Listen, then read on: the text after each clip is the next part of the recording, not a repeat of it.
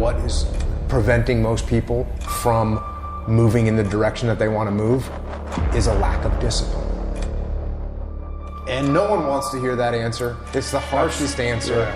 This is hard work. It's every day. When they see that word discipline, it's actually a slap in the face because they know it's true. If you have any fraction of self-discipline, the ability to not want to do it but still do it, that's the most powerful thing in the world. What are you going to get without discipline? Are you going to be in good physical shape without discipline? Are you going to be financially successful without discipline? Are you going to become more intellectually powerful without discipline? You're going to see me for who I am, because I need to change who I'm not. Discipline is the root of all good qualities. If you want to make progress in your life, you got to have discipline. Discipline equals freedom. You want freedom in your life? You want to achieve what it is you want to achieve? How do you do that? You do it through discipline. You do it through hard work. You do it by knowing what it is you're supposed to do and then actually doing it. Yeah. You have to face yourself. What am I going to do today to change what I see in this mirror? It starts with yourself, man. Through hard work, you can outwork anybody. Like, I'm going to be extreme in my discipline. Somebody asked me that on social media. How do you master discipline? I'm like, you don't. You don't. You keep working at it though. Every day. Yes.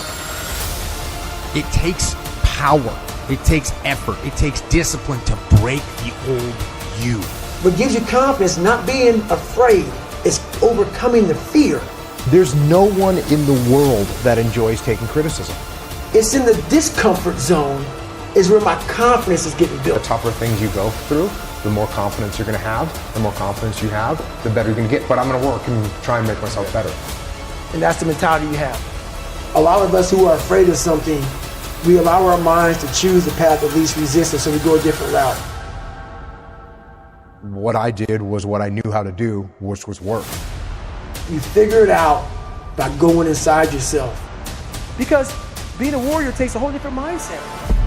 That's what I'm going to do. When I was a little tiny kid, 5, 6, the only thing I could remember was wanting to be some kind of commando. There was not any question for me. I knew what I wanted to do. I never thought about quitting at any moment in time. SEAL Teams is going to war. That's what we do. You're lucky that you don't have to think like warriors think. You're very privileged. I chose this world to be a warrior. And I would choose it again if I came back to this world. But the mentality of a warrior is very different than normal mentality. You must be that person on that door, get ready to open it, thinking to yourself, if I die, so be it. Because being a warrior takes a whole different mindset. And the fact of the matter is, bullets don't have your name on it. Bullets say to whom it may concern. And the bullet doesn't care who you are.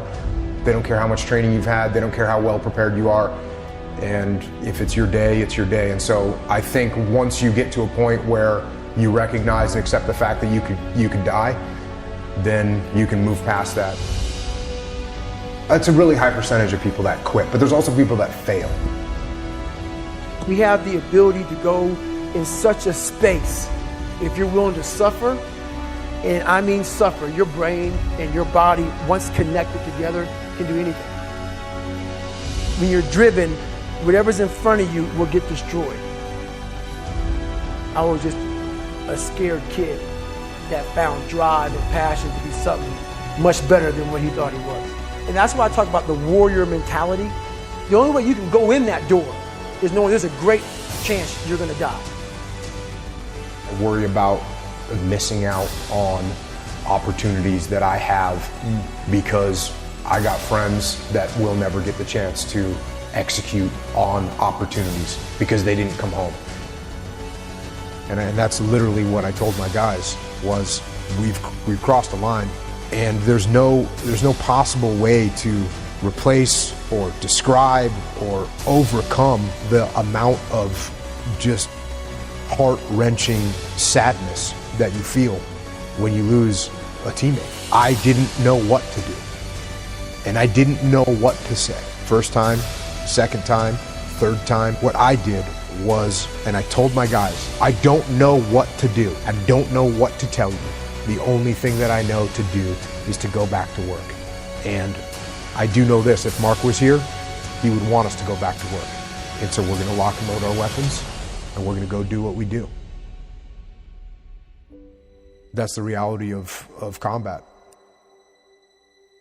When you see people in these hard situations, that's when human nature gets revealed. And the more you can understand human nature, the better leader you're gonna be. There's only one type of human being that can't improve as a leader, and that's the person that lacks humility. Because when someone lacks humility, you can't teach them. A leader has to be balanced. The older I get, the less I know. One of the things that I realized in a leadership position is that the words that you say matter, the actions you take matter. People are listening, people are watching, people are respecting or disrespecting you based on how you carry yourself. Relationships and trust are almost the same word, right? A relationship is something that we've built trust. Now, you can have a bad relationship, and what does that mean? That means there's no trust there. I don't trust you, we have a bad relationship. The way I build trust with people is I give them trust. That's how I build trust. I give it. I give trust to build trust. If I micromanage you and I don't let you make any decisions yourself, well, you're never going to step up and learn how to lead because you don't get to make any decisions for yourself. Would you rather win or be liked? Well, I'm going to tell you, those aren't opposites. The team that likes each other, they win. I'm trying to take the lessons that I was lucky enough to learn and get them to as many people as I can so they don't have to suffer through the same mistakes that I made. I mean, you're always going to have regret. You know, I don't spend a lot of time with regret. That's good. You know, because there's not much that you can do about it. Yeah. So what the way I look at regret is, what did I learn from it? What did I learn from whatever thing I'm looking at that I know I could have done a better job, could have done different? There's a million things like that, but I don't sit there and think about them all day long. What I think is like, hey, here's the lessons that I learned from them. I won't make those mistakes again and move forward. Every single day for me, it starts at ground zero. I've got to go forward with an open mind, with a humble mind, looking at the world. When somebody gives you feedback, you listen to it. Number one, you got to be humble. And if you're not humble, you're not looking for feedback and you're not listening to it. No feedback, no improvement. Feedback is built upon being humble. Everything that I look at, I try and look at from a humble perspective. And if you don't do that, it's going to be a problem. If I'm looking down the sights of my weapon and I'm shooting, my world is this big. The minute that I stop shooting, point my weapon at high port, take a step back and actually look around, I can see infinitely more. Eventually you got to start doing it. As a leader, you should be listening 98% of the time and talking 2% of the time. We watch those who work. We're motivated by those who work, but we never put in the work. If you're going to conquer your day, conquer your week, nobody is going to outwork you. From this moment on, I need you to give it everything you have.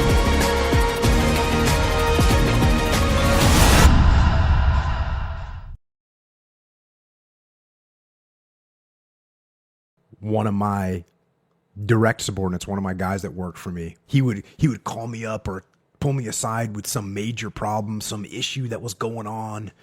And he'd say, boss, we got this and that and the other thing. And I'd look at him and I'd say, good.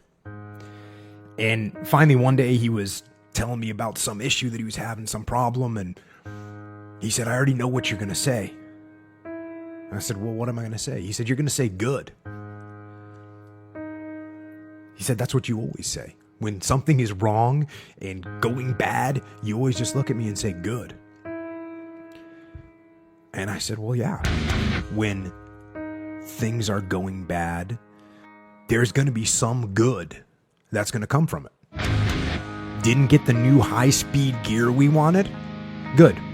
Didn't get promoted? Good. More time to get better. Oh, mission got canceled? Good. We can focus on another one. Didn't get funded. Didn't get the job you wanted. Got injured. Sprained my ankle. Got tapped out? Good. Got beat? Good. You learned.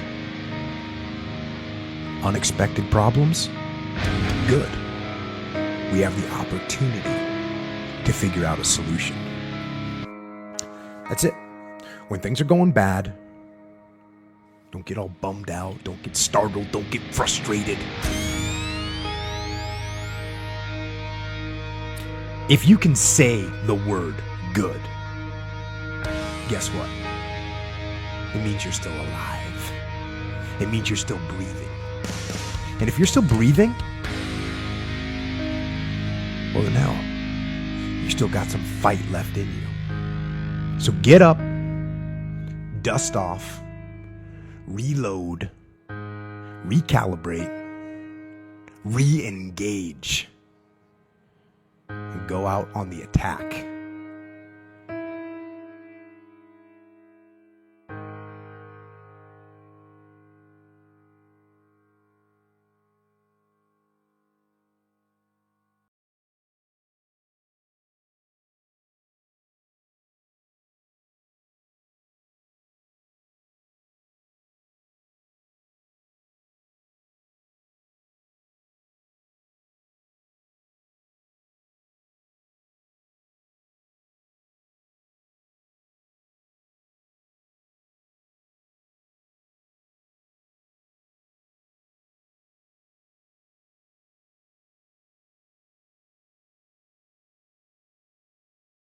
There is nothing you can do to stop me from coming at you round after round with the most malicious techniques I know. You will lose this fight, Daniel Cormier. I want you to believe it. Every ounce of training you put in leading up to this fight will be a waste of your life. Look at you being me. That's the reason why I'm crying, because I'm not that person no more. And I miss me. But sometimes I feel like a bitch. Because I don't want that person to come out. Because if he comes out, hell is coming with him. This man is gonna learn that if you disrespect a person's kindness and take it as a weakness, you must pay. Tomorrow night I'm gonna make this man pay with his life, and I mean it.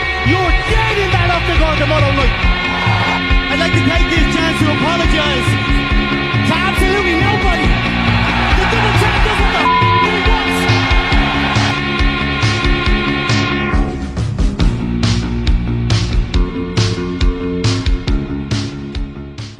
All of you, I know you got him. I know you got him picked, but the man's in trouble. I'm going to show you how great I am.